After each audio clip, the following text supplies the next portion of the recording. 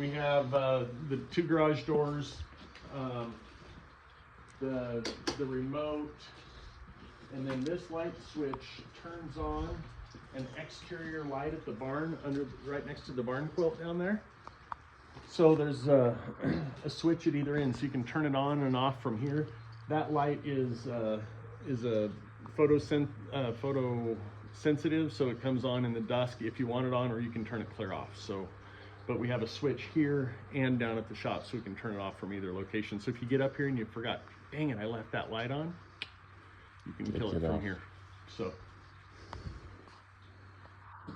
that's the one above the door, yeah? Yep.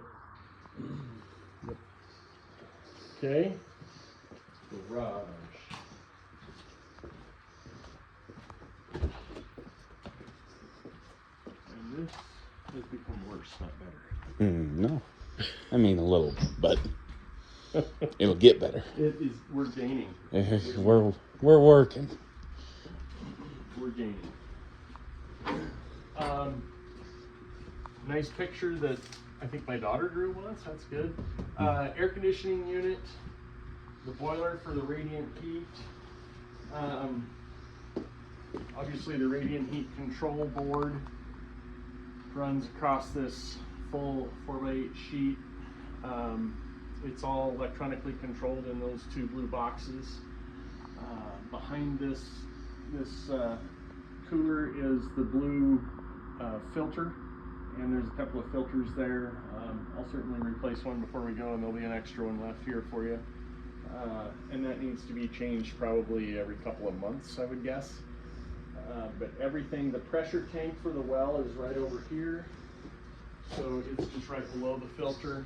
That's the main feed coming in from the domestic well into the pressure tank, runs into the filter. The hot water, the water heater itself is slaved off the boiler, so it doesn't use electricity or gas for itself. It runs off those 2 big pipes running behind the boiler. It heats the water that way. Super fast water heating, so you can't really run it out of water unless you just flat turn all of them on at once. But it's very good quality hot water return or supplies. Nice. And then your in-home vac system. Yes. And we do have a water softener right there in the corner. We just put extra coarse rock salt in it, and it cycles every other day, I believe, is when it refreshes. So works good. Perfect. And then we'll head down to the shop from here, I think. Catch those. Does he want to see the electric panels? Oh yeah, better.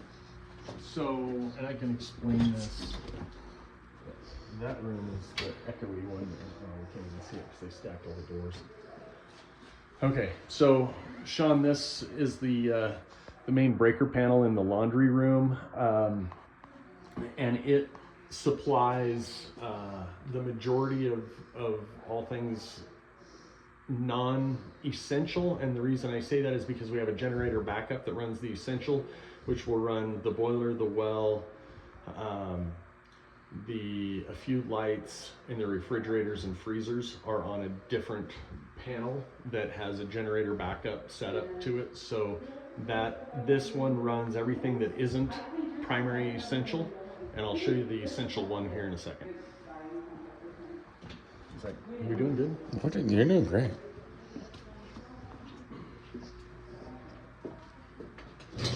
This will be easier.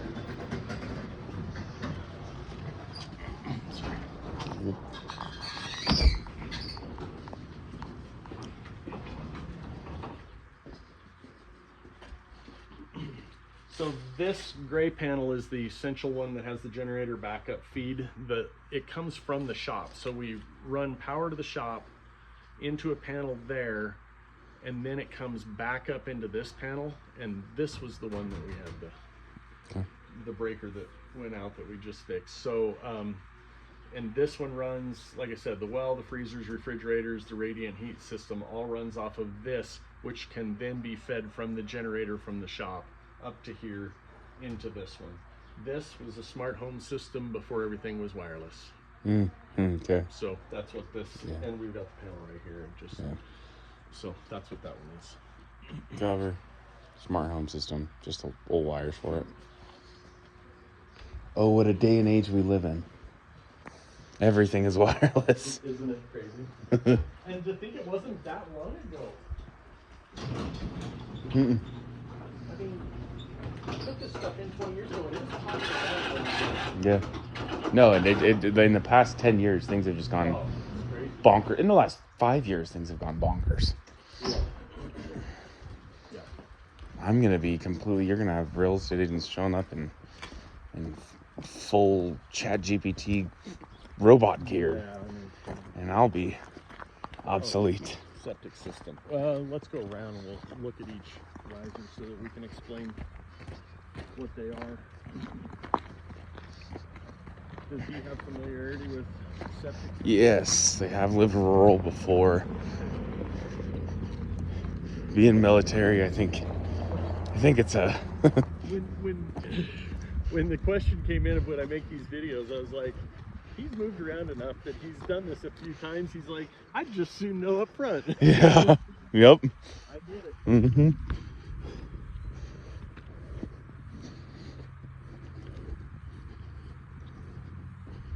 So coming from, you got it on? Yep. Coming from the house, we have these two clean outs. This is a baffled 1,000-gallon concrete septic tank. So these are just the two sides of the main 1,000-gallon tank. You come out of the tank into this. This is a valve that can turn on the old leach field that I had or the new one. So this riser has a valve in it. There's no access to anything other than the valve. Currently it runs down to that riser, which then distributes to the new leach field going that way. This valve is just a two-way valve. You can either turn it that way or this way and turn this one back on. That one failed, put in a different system, much bigger, and that's the new one, and it's been in since October, November. Awesome. Ta-da. And then Off to the shop. off to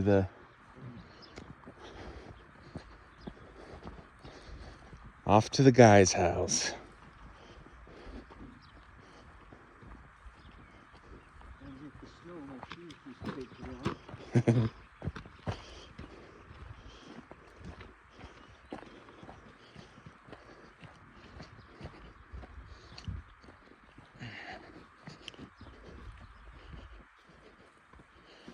Generator back up. This is where the generator would plug into. So I'll show you inside what this does, but here is just the plug-in for the generator. Currently we just ran it off of a portable one that we are taking with us, but you could certainly put a Generac on here and electrify the whole system, just automate the whole system, I should say, where you could put a Generac, plug it into this thing, run it here, and it would automatically kick that stuff on up front.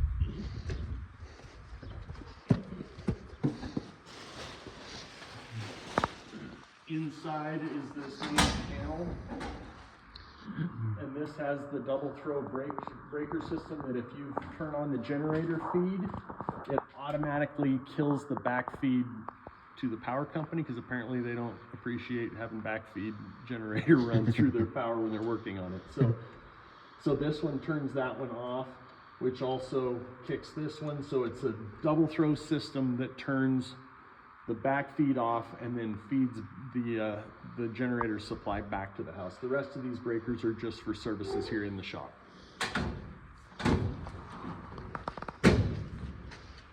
In the shop, we've got the 10 by 10 garage door, and we've got a 14 by 14 garage door. We do have a frost-free right by the main walk door coming in. So there's a frost-free valve there. There is a drain. And Dave, you might have to reach over. There is a drain. Sorry on that. And it's just kind of a French drain. It just goes into a rock. We just put a big load of rock in the bottom of that, so it's not going to feed a lot of water, but you can dang sure pull an iced up vehicle or something and it can drain into there. So it will handle a limited amount of water. Inside of this floor right here. There's just a wooden cap on a little, there's a 4-foot deep hole in there that also has a water supply. So there's just a T into the water line down there with a valve on it, so we could turn water on here. I originally had thought about putting a bathroom in here. And so I wanted to be able to have the water here because then I could run it back to the septic that way. Yep. So I didn't ever do that, but I plumbed it for that. So that is just a knockout for water access. Makes sense. Okay, there is in the back, there's also a frost screen in the far back here. Right next to the ladder that goes up to the loft.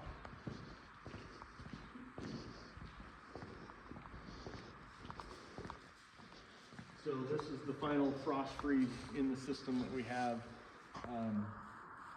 Certainly, and it runs great pressure down here, and you can hook hose up and runs really good. So that gives us ladder access up to the hayloft, above the stalls that are outside there, and that is the last frost free.